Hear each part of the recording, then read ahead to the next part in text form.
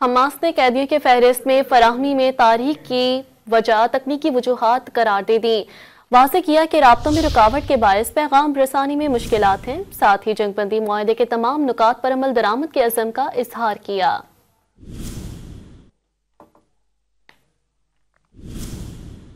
Hamas ने कैदियों के फहरिस्त में फराहमी में तारीख की वजह तकनीकी वजूहात करार दे दी।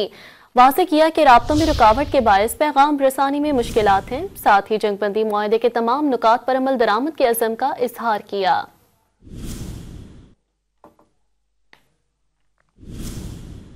हमास ने कैदियों के फहरिस्त में फराहमी में तारीख की वजह तकनीकी वजूहात करार दे दी।